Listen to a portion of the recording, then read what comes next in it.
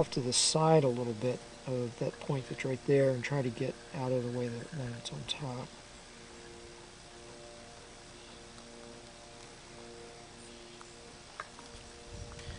Alright, so that's the understock. And I can sort of remember what that looks like. I go in here and choose a sign on this. Now this one would be best to have a small sign so we can get under that branch if we can. Pull the needles off up to the top.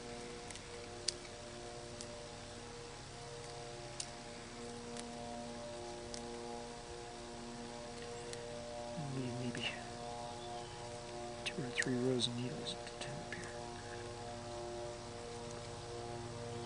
And I want to make this a little shorter than I normally do. I can get under.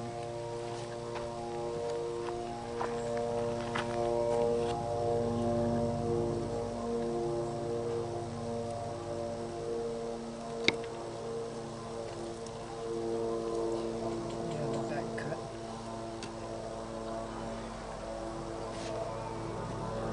Yeah, looks like I got that pretty much first try.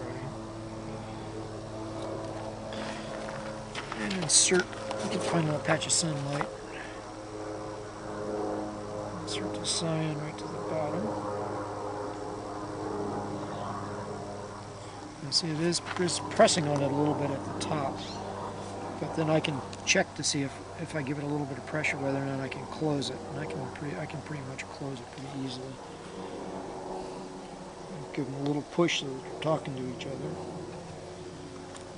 Inspect the other side. And that's really nice and clean and flat over there.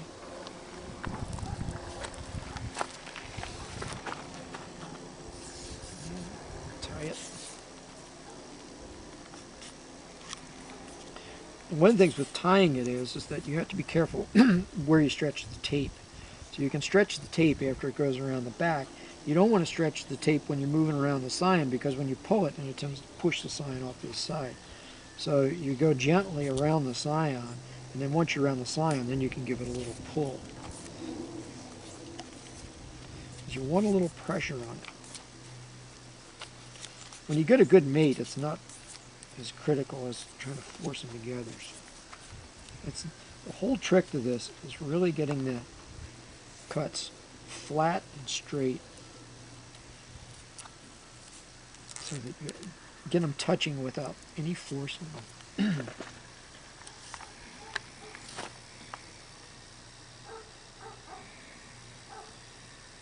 What was it, 24? 23.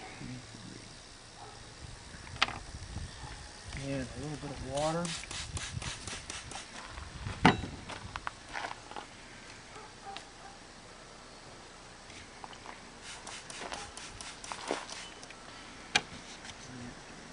There you go.